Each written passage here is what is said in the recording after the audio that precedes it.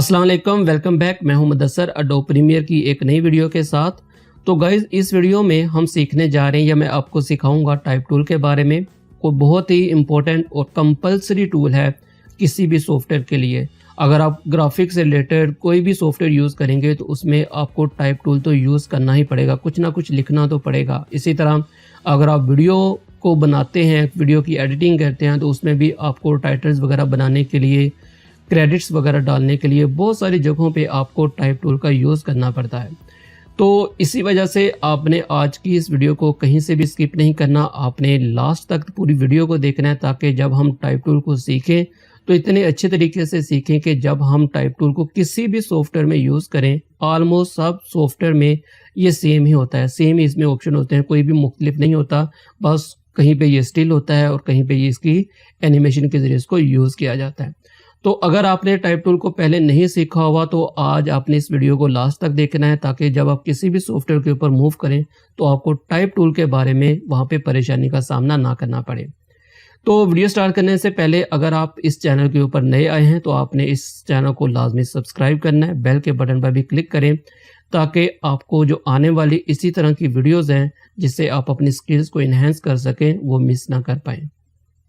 अब यहाँ पे आप देखें, हमारे पास यहाँ पे इस वक्त ट्रैक 1 के ऊपर एक इमेज मौजूद है, जो कि आपको यहाँ पे सिटी से रिलेटेड इमेज नज़र आ रहा है।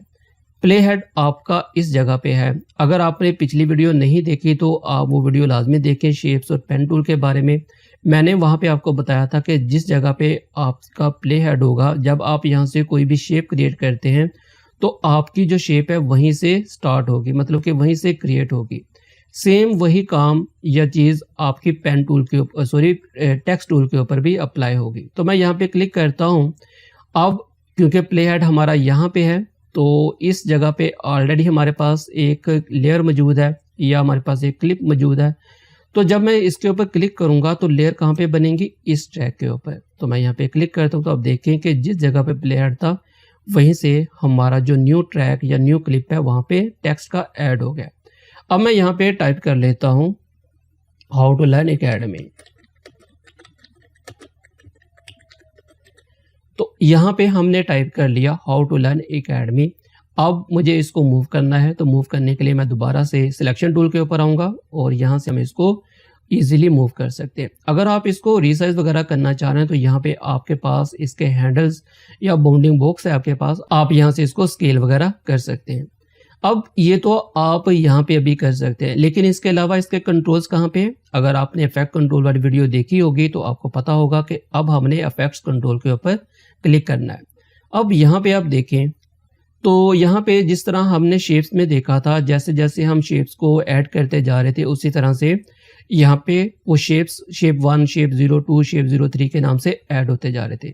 सेम वही चीज़ यहाँ पे भी अप्लाई होगी। तो इसी वजह से अगर आपने वो वीडियो नहीं देखी तो आप उस वीडियो को लाजमी देखें, ताकि आपको यहाँ पे ये चीज़ें समझने में परेशानी ना हो। अब यहाँ पे अभी आप देखें कि हमारा ये वाला जो क्लिप है, ये जो टेक्स्ट हमने क्रिएट किया है, ये ग्राफिक या हमारे पास जो टेक्स्ट क्लिप है ये भी सिलेक्टेड है। अब अगर मैं यहाँ पे दोबारा से क्लिक करूँगा और मैं यहाँ पे क्लिक करूँ तो आप देखें कि इसी लेयर के अंदर हमारे पास एक नया टेक्स्ट ऐड हो गया। या इसके अलावा आप क्या कर सकते हैं, अगर आप अपने कीबोर्ड से कंट्रोल टी प्रेस करेंगे तो हमारे पास एक नया टेक्स्ट यहाँ पे ऐड हो जाएगा।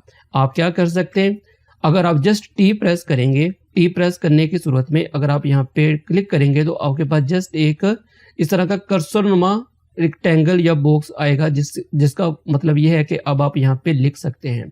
लेकिन अगर आप अपने कीबोर्ड से कंट्रोल टी प्रेस करेंगे तो आप जिस लेयर के ऊपर जो लेयर आपने सिलेक्ट की होगी उसी लेयर के अंदर आपके पास एक नया टेक्स्ट ऐड हो जाएगा। अब यहाँ पे आप एक चीज़ नोट करिएगा, मैं दोबारा से सिलेक्शन टूल को सिलेक्ट करता हूँ।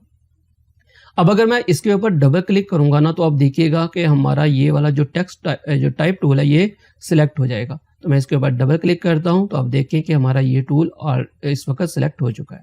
अब मैं यहाँ पे कुछ भी लिख सकता हूँ, तो मैं यहाँ पे लिख लेता हूँ Adobe Premiere course. Adobe Premiere course हमने लिख लिया।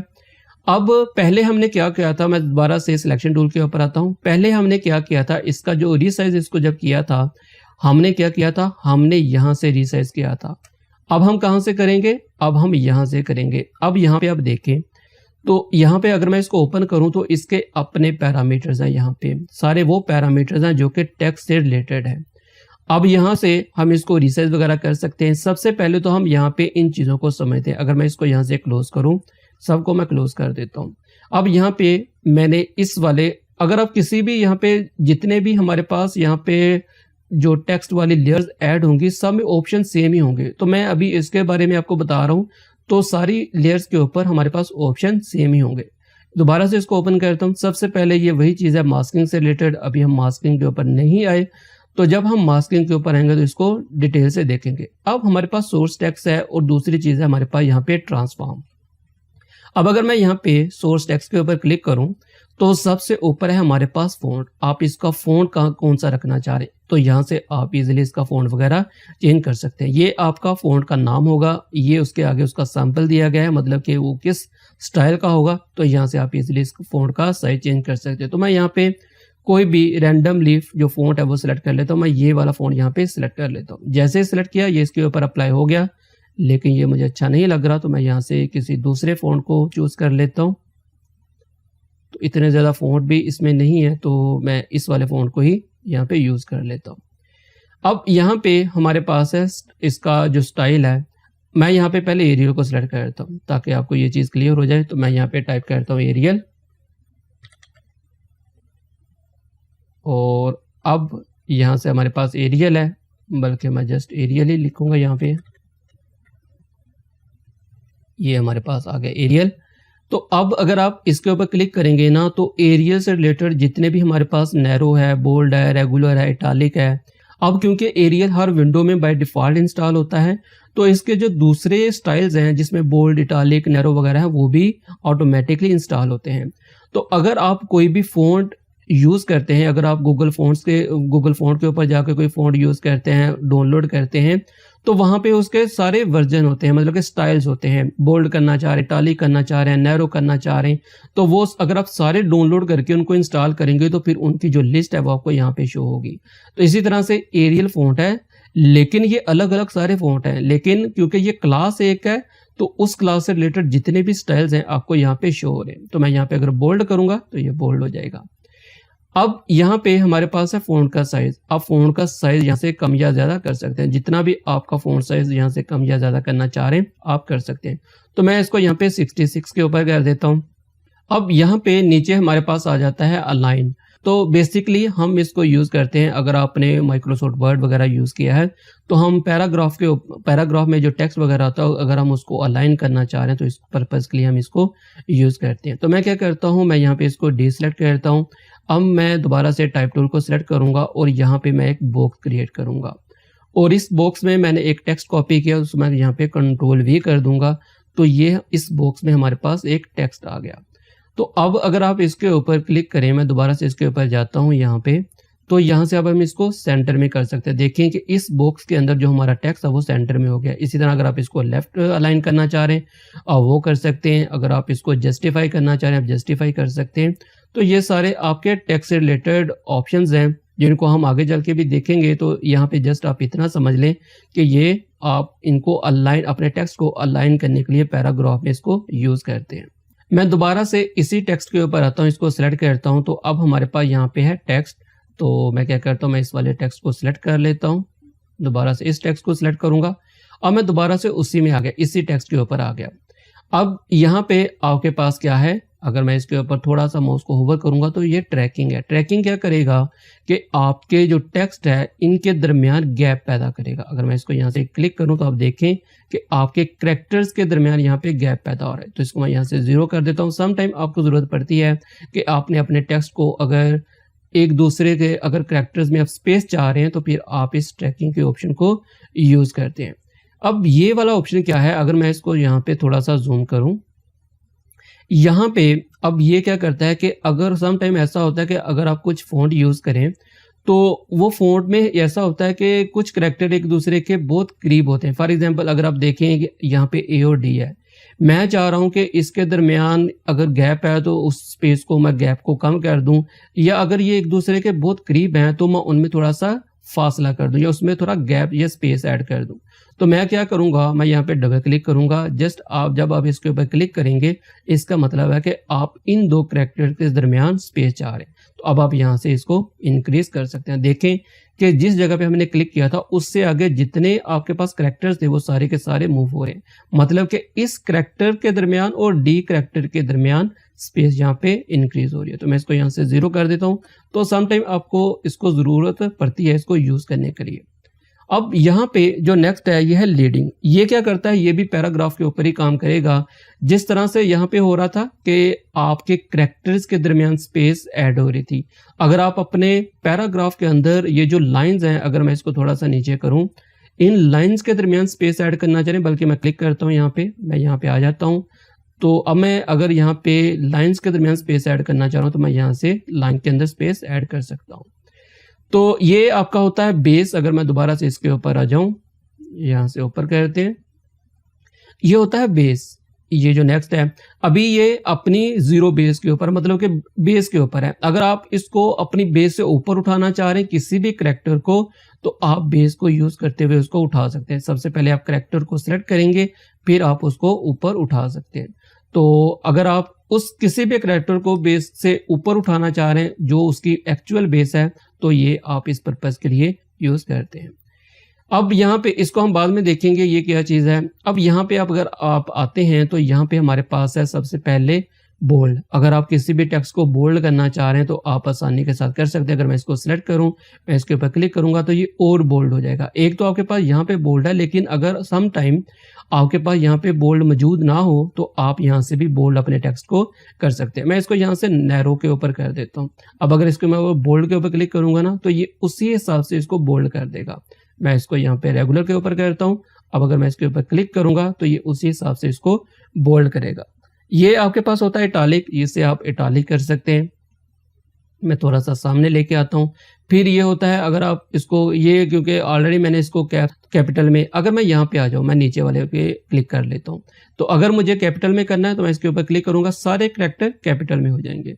अगर इसके ऊपर क्लिक करूंगा, जो नेक्स्ट हमारे पास है, एक कैरेक्टर आपका जो पहले वाला कैरेक्टर होगा वो बड़ा होगा, बाकी कैरेक्टर स्मॉल होंगे। अगर मैं इस बार से इसके ऊपर क्लिक करूं, अब मैं इसके ऊपर क्लिक करूंगा तो ये मोस्टली ये जो ऑप्शन आपका यूज होता है ना, ये डिपेंड करता है आपके फ़ोन के ऊपर भी।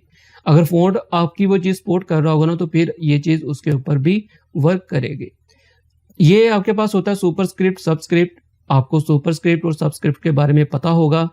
अगर आप यहाँ पे देखें इसका साइन, तो फॉर एग्जांपल अगर मैं चाह रहा हूँ कि ये जो डी है ये ए के ऊपर आ जाए, जैसा कि अगर आपने फार्मूलाज वगैरह देखे होंगे तो ऊपर आपके पास एक वैल्यू होती है। इसी तरह अगर आप इस डी को इसके ऊपर लेके आना चाह रहे हैं तो आप यहाँ पे सुपरस्क्रिप्ट के ऊपर क्लिक करेंगे तो ये ऊपर आ जाएगा।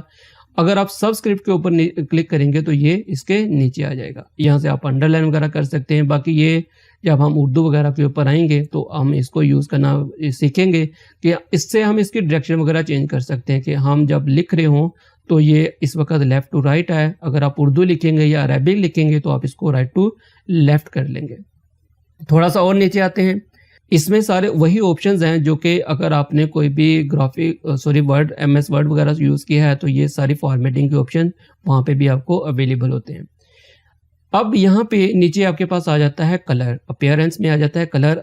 तो अगर आपने शेप्स वाली वीडियो देखी है तो आपको पता होगा कि हम इसको कैसे यूज़ कर सकते हैं। तो मैं जस्ट इसके ऊपर क्लिक करूँगा, यहाँ से हम कोई भी कलर इसके ऊपर अप्लाई कर देते हैं। सबसे पहले तो मैं टेक्स्ट को सिलेक्ट कर लेता हूँ। तो यहाँ से मैं कर लेता हूँ येलो कलर, क्योंकि प्रोमिनेंट होगा यहाँ पे, ये वाला कलर मैं इसके ऊपर अप्लाई कर देता हूँ। अब अगर आप इसके ऊपर स्ट्रोक अप्लाई करना चाह रहे हैं तो आप यहाँ से स्ट्रोक अप्लाई कर दें। कितना उसका आप साइज़ रखना चाह रहे हैं तो आप वहाँ से इस जगह से वो रख सकते हैं। कंट्रोल Z करता हूँ, टेक्स्ट ऐड हो गया। तो इसको मैं यहाँ से सिलेक्ट कर लेता हूँ। फिर आपके पास आ जाता है बैकग्राउंड। तो बैकग्राउंड के ऊपर हम बाद में आएंगे जब हम आगे चलेंगे, अभी आप इसको स्किप करें। फिर आ जाता है हमारे पास शेडो। तो अगर आप अपने टेक्स्ट में शेडो वगैरह ऐड करना चाह रहे हैं, कौन सा शेडो ऐड करना चाह रहे हैं, तो मैं यहाँ पे वाइट शेडो ऐड कर देता हूँ और ओके कर देता हूँ। तो आप देखें कि नीचे आपके पास एक वाइट शेडो यहाँ पे ऐड हो गया। ये सारे पैरामीटर्स मैंने पिछली वीडियो में बताए थे। अगर आपने वो वीडियो नहीं देखी तो आप उस वीडियो को एक दफ़ा देखें, आपको वहाँ पे समझ लग जाएगी। तो इसके बाद अब नीचे आ जाता है हमारे पास ट्रांसफॉर्म में वही हमारे पास हो जाता है पोजीशन स्केल। अगर आप इसकी पोजीशन स्केल वगैरह चेंज करना चाह रहे तो वो कर सकते हैं। अब मैं क्या करता हूँ, मैं इसको यहाँ से फिट कर देता हूँ और इसको हम यहाँ से डेल कर देते हैं क्योंकि इसका अब हमारे पास काम नहीं है। अब मैं क्या करता हूँ, इसकी पोजीशन चेंज करना चाह रहा हूँ तो मैं क्या करूँगा, मैं यहाँ पे आऊँगा, नीचे ट्रांसफॉर्म में आऊँगा और इसकी हम यहाँ से पोजीशन अपने लिहाज से जिस जगह पे हमें ये परफेक्ट लग रही है उसके हिसाब से सेट कर देंगे। यहाँ से हम इसका स्केल थोड़ा सा कम कर देते हैं, फिर हम इसको थोड़ा सा एडजस्ट कर लेंगे और इसको हम यहाँ पे सेंटर में ले आते हैं। मैं थोड़ा सा इसको जूम करता हूँ ताकि हमें यहाँ पे वाजे नज़र आए। तो ये हमारा बेसिकली टाइटल है, तो थोड़ा सा मैं इसको और इस तरफ मूव कर लेता हूँ। तो अब अगर आप इसमें और टेक्स्ट ऐड करना चाह रहे हैं तो वो कर सकते हैं, ऑप्शन सारे सेम ही हैं। फिर इसी तरह से हमारे पास ये यूनिफॉर्म स्केल वगैरह है, सब चीज़ों के बारे में आपको पता है। अगर रोटेशन मुझे इसकी करनी है तो मैं इसको रोटेट कर सकता हूँ। रोटेट करने के लिए आपको पता है कि यहाँ पे आपका एंकर पॉइंट मौजूद है। अगर आप इस एंकर पॉइंट को चेंज करना चाह रहे हैं तो कैसे करेंगे, आप जस्ट इसके पर क्लिक करें, आप इस एंकर पॉइंट को सेंटर में ले जाएं। अब अगर मैं इसको रोटेट करूंगा ना तो ये इस एरिया से रोटेट होगा। तो यहाँ से अगर मैं इसको रोटेट करूं तो ये इसी जगह से रोटेट होगा। कंट्रोल जी करता हूं और फिर हमारे पास आ जाता है ओपेसिटी। इसको ओपेसिटी क्या करता है, ट्रांसपेरेंसी को कम या ज़्यादा करता है। तो ये आपका है ट्रांसफॉर्म। सेम वही ऑप्शन आपके पास यहाँ पे मोशन में है। मोशन में और ट्रांसफॉर्म में क्या फ़र्क है, तो आप एक दफ़ा पिछली वीडियो देखें तो आपको ये फ़र्क पता चल जाएगा। अब यहाँ पे मैं इसको यहाँ पे क्लिक करता हूँ। अब आप यहाँ पे इसको डिलीट कर दें, नीचे वाले जो हमारी लेयर थी उसको मैं यहाँ से डिलीट कर देता हूँ। अभी तक हमने जो भी चीज़ क्रिएट की हमने इसी एक क्लिप के अंदर रहते हुए क्रिएट की। अब अगर आप चाह रहे हैं कि अगर आप कोई भी टेक्स्ट नया ऐड करना चाह रहे हैं वो अलग ट्रैक के ऊपर या अलग लेयर के ऊपर जाए तो आप क्या करेंगे, सबसे पहले इसको डीसेलेक्ट करेंगे। अब अगर आप यहाँ पे टाइप टूल या जस्ट कंट्रोल टी प्रेस करेंगे तो आपके पास यहाँ पे एक नई लेयर ऐड हो जाएगी और पीछे जो आपने डिफ़ॉल्ट सेटिंग की होंगी वो यहाँ पे ऐड हो जाएंगी। तो इस तरह से आप टाइप टूल के ऊपर काम कर सकते हैं। अब अगर मैं इसको डिलीट कर दूं यहाँ से तो अब हमारे पास जस्ट ये एक ही चीज़ है। तो अगर आप इसी क्लिप के अंदर और टेक्स्ट ऐड करना चाह रहे हैं तो आप इस क्लिप को सिलेक्ट रखेंगे। अगर आप नए ट्रैक के ऊपर नया कोई टेक्स्ट ऐड करना चाह रहे हैं तो फिर आप इसको डीसेलेक्ट करेंगे। जिस जगह पे आपका प्ले हेड होगा उसी जगह पे आपका नया टेक्स्ट ऐड होगा। फॉर एग्जांपल अगर मैं इसको यहाँ पे ले जाऊँ तो अब आपका टेक्स्ट कहाँ पे ऐड होगा, आपको पता होना चाहिए कि आपका टेक्स्ट इस लेयर के ऊपर ऐड होगा। तो मैं यहाँ पे कंट्रोल टी जस्ट प्रेस करूंगा तो आप देखें कि यहाँ पे आपका नया टेक्स्ट ऐड हो गया। ये सारी बेसिक चीज़ें हैं जो कि हम ऑलरेडी डिस्कस कर चुके हैं। अगर आपने पिछली वीडियो देखी होंगी तो आपको पता होगा कि ये किस तरह से काम करता है। तो मिलते हैं नेक्स्ट वीडियो में, तब तक प्रैक्टिस करते रहें, लर्न करते रहें। तो मिलते हैं नेक्स्ट वीडियो में, तब तक अपने और अपने प्यारों का ख्याल रखिएगा। अल्लाह हाफिज़।